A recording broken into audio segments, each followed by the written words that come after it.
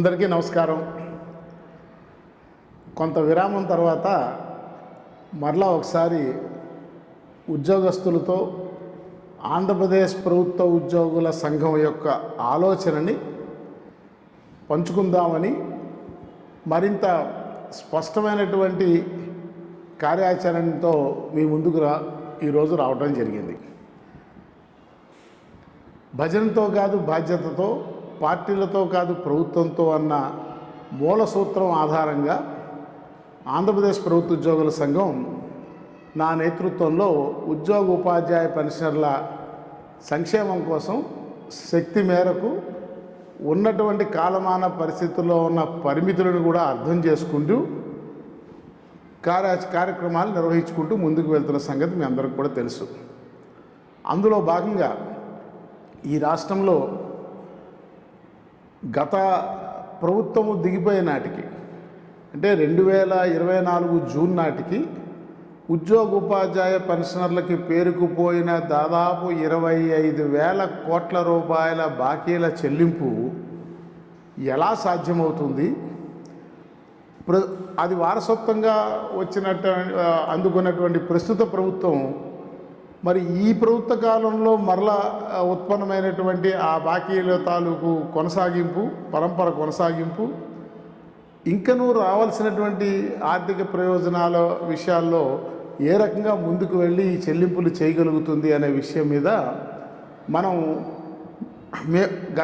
గతంలో మా సంఘం రండి టీ తాగుతూ మాట్లాడుకుందాం అనే పేరు మీద ఆగస్టు 5, 2024 నాడు ఒక వినూత్నమైన కార్యక్రమం ద్వారా మేము ముందుకు వచ్చాం. దానిలో మేము ఎవరిని విమర్శించడం కానీ రాజకీయంగా అనుబంధాలతో కానీ లేదా ఏ సంఘాన్ని కూడా విమర్శిస్తూ మేమేమీ మాట్లాడలేదు. కేవలము ఉన్న వాస్తవాన్ని ఉద్యోగులకి తెలియజేశాం.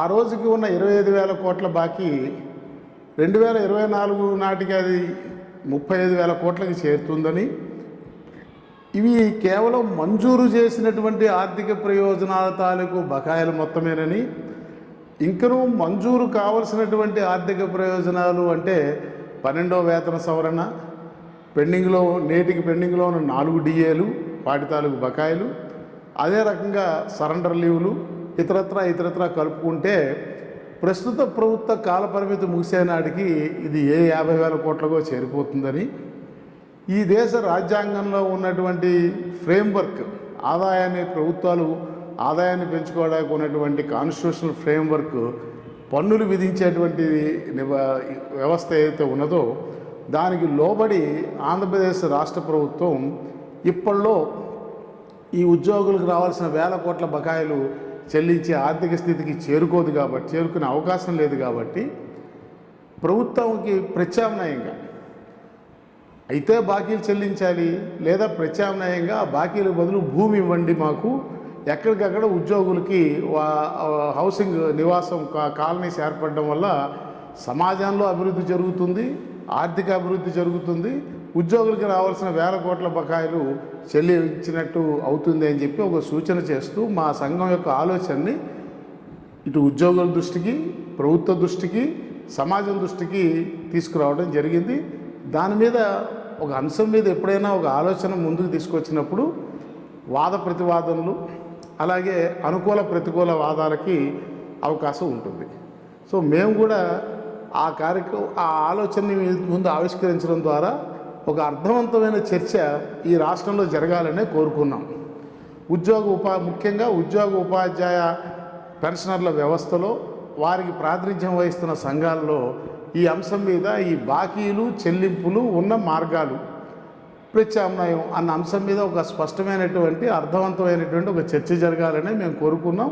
మా ఆలోచనకి మించి మెరుగైన ఆలోచన సూచన వ్యక్తులుగా ఎవరైనా చేసినా, సంఘంగా ఎవరైనా ప్రతిపాదించినా వారితో కలిసి పనిచేయడానికి మాకు ఎటువంటి భేషజాలు లేవని చాలా స్పష్టంగా గతంలో మా వీడియో ద్వారా మీకు తెలియపరిచాం. ఇప్పుడు మరలా బహుశా చాలామంది మీలో ఆ వీడియోని చూసే ఉంటారని నేను అనుకుంటున్నా. ఒకవేళ ఎవరైనా చూసి ఉండకపోతే ఆ రండి టీ తాగుతూ మాట్లాడుకుందాం కార్యక్రమం పేరు మీద మేము విడుదల చేసిన ఉద్యోగుల బకాయిలు చెల్లింపులు అన్న వీడియో తొలి భాగాన్ని ఒకసారి మరలా చూసి అప్పుడు ఈ వీడియోని మీరు చూస్తున్నట్టయితే మరింత స్పష్టత మీకు వస్తుందనే విషయాన్ని తెలియజేస్తూ ఉన్నాను. ఇక coming to the today's point, మేము చెప్పినట్టుగానే దాదాపు అది 35,000 కోట్ల రూపాయలు ఈ రోజుకి పేరుకుపోయినటువంటి బాకీ. అయితే ఇక్కడ మనం ఆలోచించాల్సింది ఏంటంటే బడ్జెట్లో ఈ విషయాలు ఏవి, నేను చెప్తున్నటువంటి అంశాలు, 1,000 కోట్ల బకాయిలు ఇవన్నీ నేను మాట్లాడుతూ ఉంటే మరొక పక్క మరొక ఉద్యోగ సంఘ నాయకుడు 1,000 కోట్ల రూపాయల బకాయిలు ప్రభుత్వం చెల్లించేసిందని, లక్షలాది ఉద్యోగ ఉపాధ్యాయ కుటుంబాలన్నీ సంతోషంగా పండగలు చేసేసుకుంటున్నాయని ప్రభుత్వాన్ని అభినందిస్తూ వాళ్ళు మాట్లాడుతూ ఉంటే ఉద్యోగుల్లో కొంత కన్ఫ్యూజన్ క్రియేట్ అయ్యేదానికి అవకాశం ఏర్పడింది. దీని మీద కూడా ఒక స్పష్టత ఇవ్వాల్సినటువంటి బాధ్యత మా మీద ఉందని అభిప్రాయపడుతూ మరొకసారి మీ అందరికీ గుర్తు చేస్తూ ఉన్నా, నేను మా సంఘం నా ద్వారా చెప్పినటువంటి ఏ సమావేశంలో కానీ వీడియోల్లో కానీ చెప్పిన ప్రతి అంశానికి మేము కట్టుబడి ఉన్నామని మనవి చేస్తూ, మేము చెప్పినటువంటి అంకెలన్నీ ప్రభుత్వము అధికారికంగా శాసనసభ వేదికగానో అధికారిక వెబ్సైట్లోనో పొందుపరిచిన అంకెలే తప్ప గణాంకాలే తప్ప మేము సొంతంగా ఎటువంటి గణాంకాలు తయారు చేసి మాట్లాడటం లేదనేటువంటి విషయాన్ని మరొకసారి స్పష్టం చేయదలుచుకున్నాను. ఉదాహరణకి మీరు చూసినట్టయితే గత ప్రభుత్వం దిగిపోయే నాటికి 25,000 కోట్ల రూపాయలు బాకీ అని పెట్టిపోయిందని మేము ఏదైతే చెప్పామో దాన్ని ఆంధ్రప్రదేశ్ ప్రభుత్వము చంద్రబాబు నాయుడు గారి నేతృత్వంలో ఏర్పడినటువంటి ప్రభుత్వము ప్రమాణ స్వీకారం చేసిన తర్వాత జూన్ 2024లో ప్రమాణ స్వీకారం చేసిన తర్వాత శాసనసభ సమావేశాలు పెట్టకుండా బడ్జెట్ సమావేశాల కంటే ముందే శాసనసభలో కొన్ని అంశాల మీద శ్వేతపత్రాలు విడుదల చేశారు.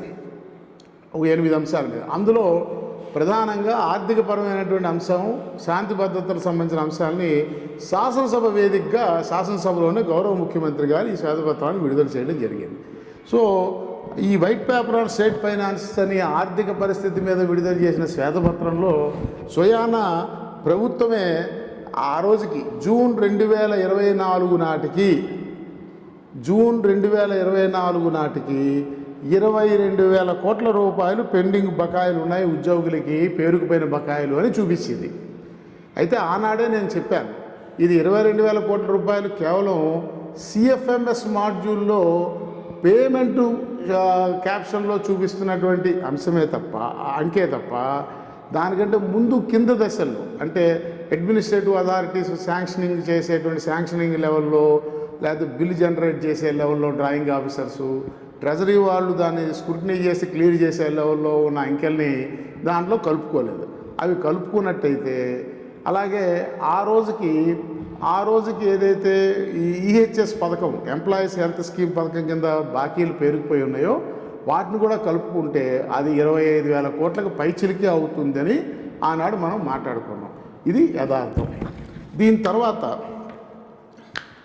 ప్రభుత్వం బడ్జెట్ ప్రవేశపెట్టింది. ప్రభుత్వం ప్రవేశపెట్టినటువంటి బడ్జెట్లో మీరు గమనించినట్టయితే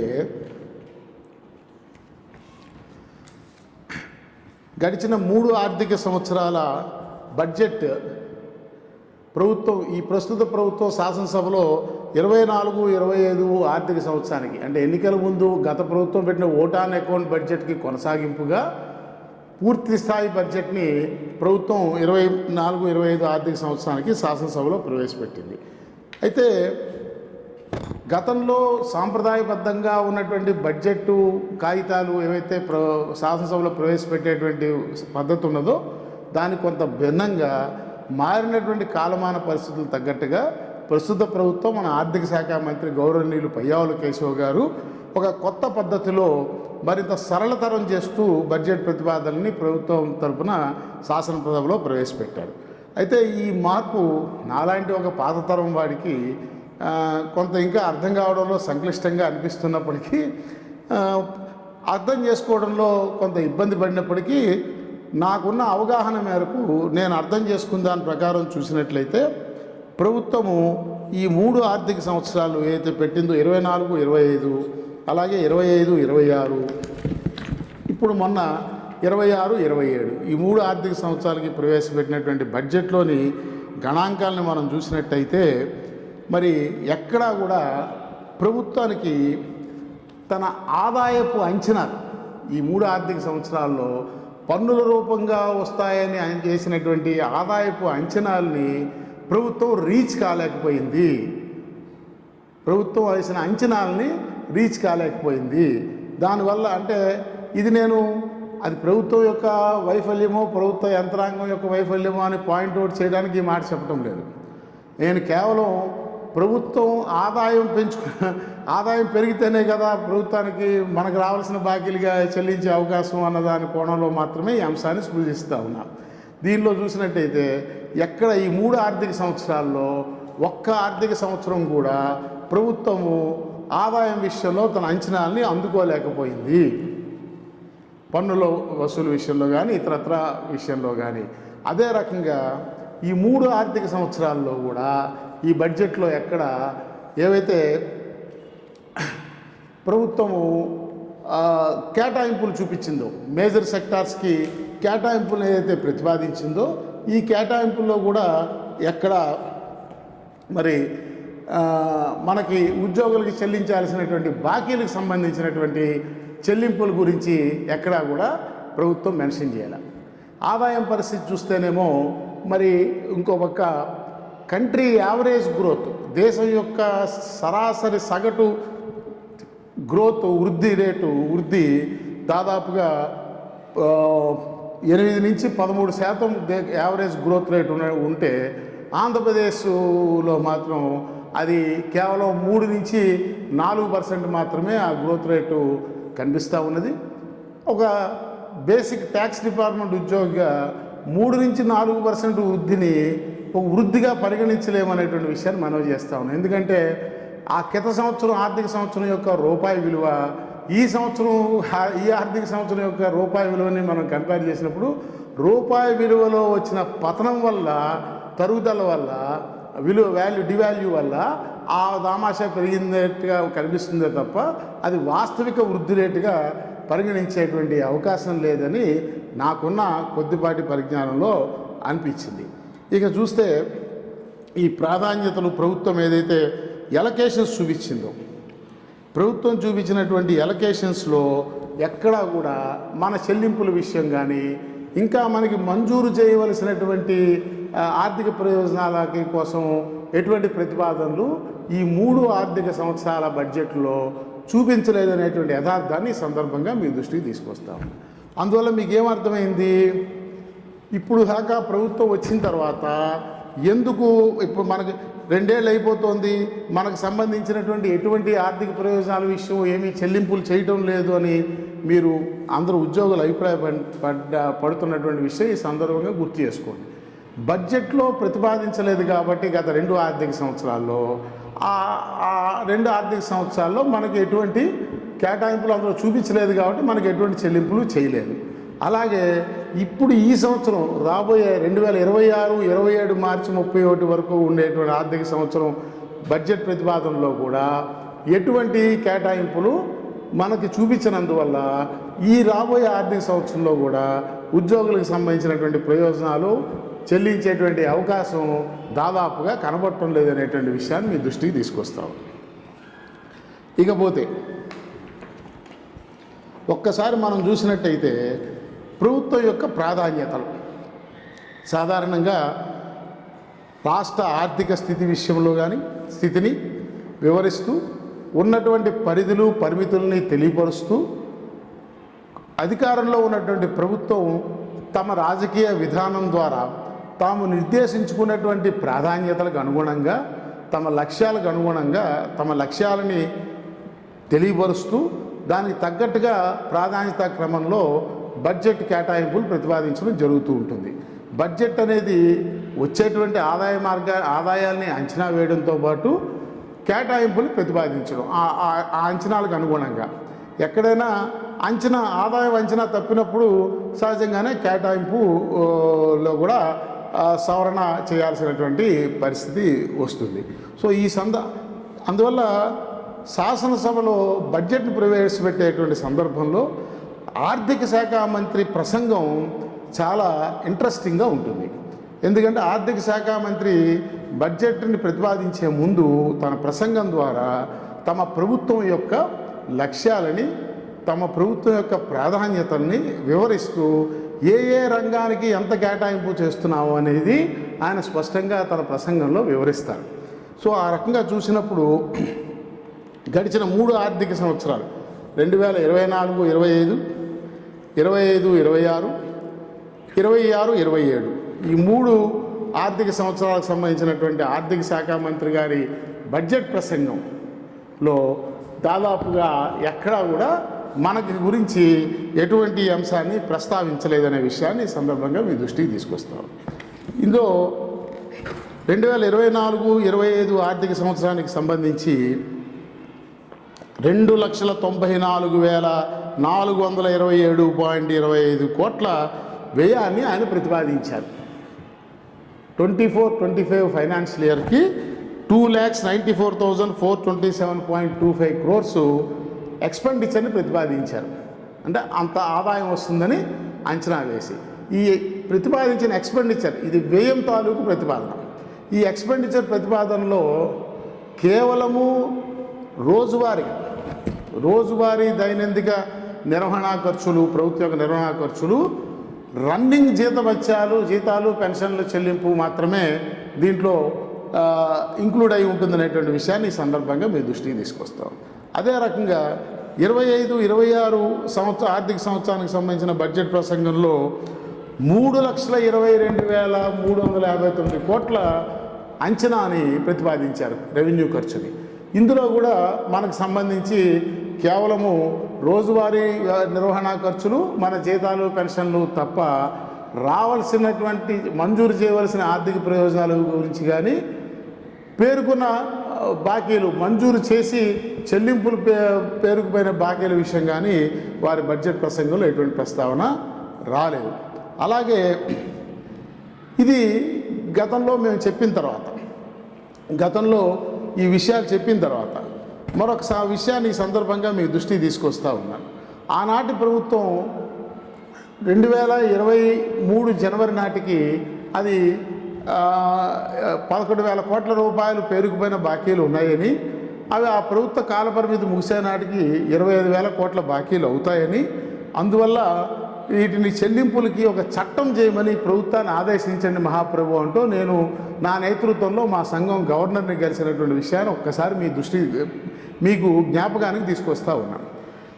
సరే, దాని తర్వాత తదనంతర పరిణామాలు, ఆ మానసిక క్షోభ, వాటన్నిటినీ సంగతి పక్కన పెడితే మేము అంచనా వేసినట్టే అది 25,000 కోట్లకి చేరింది.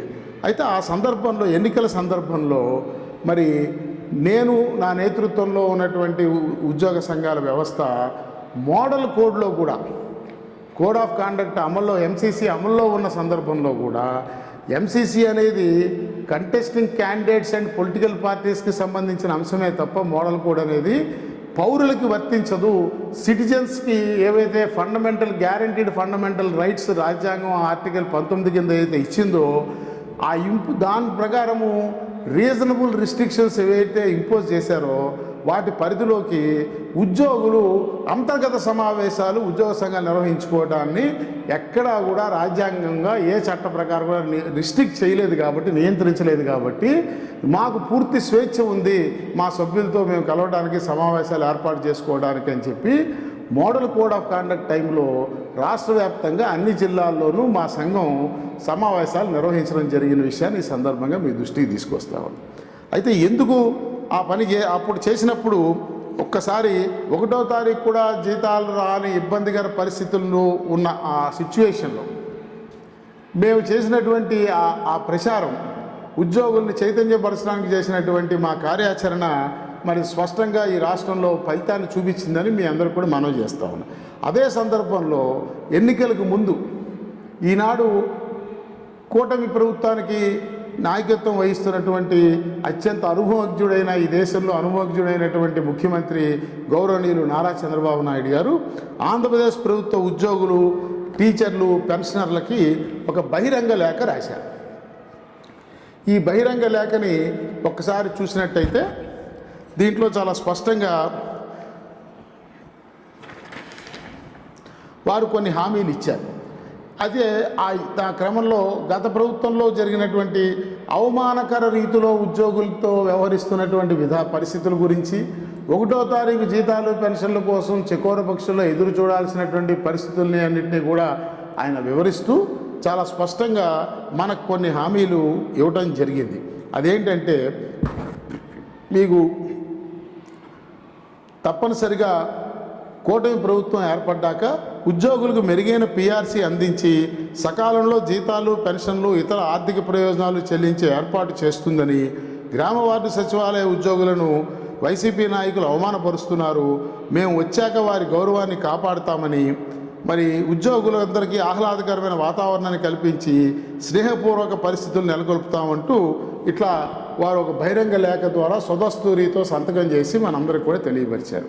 అయితే ఈ విషయంలో ఒక్కసారి మరి ఉద్యోగులందరి పక్షాన గౌరవ ముఖ్యమంత్రి గారి దృష్టికి తీసుకెళ్లాల్సిన అంశము నేను ఈ వీడియో ద్వారా వారికి మనవి చేసేది ఏంటంటే, మీ మీద అపారమైన గౌరవంతో, మీ అనుభవం మీద, మీ సామర్థ్యం మీద ఉన్నటువంటి నమ్మకంతో ఈ రాష్ట్రంలో ఉద్యోగ ఉపాధ్యాయ పెన్షనర్లందరం కొన్ని సంఘాలు, నాయకులు ఆ వైసీపీ పార్టీకి భజన చేసినప్పటికీ కూడా ఎన్నికల సమయంలో ఓటేయడానికి కూడా బయటికి రాకుండా విదేశాలకి పారిపోయేంత పిరికితనం ప్రదర్శించిన మేము మెజారిటీ ఉద్యోగ ఉపాధ్యాయ పెన్షనర్లు మాత్రం మీ మీద నమ్మకంతో, గౌరవంతో మీరు రాసిన బహిరంగ లేఖే మాకు మీరిచ్చిన ఒక ప్రభుత్వ ఉత్తర్వు కింద, మీరు ముఖ్యమంత్రిగా అయిన తర్వాత ఇవ్వబోయే ఉత్తర్వుగా మేము భావించామనేటువంటి విషయాన్ని మీ దృష్టికి తీసుకొస్తా ఉన్నా.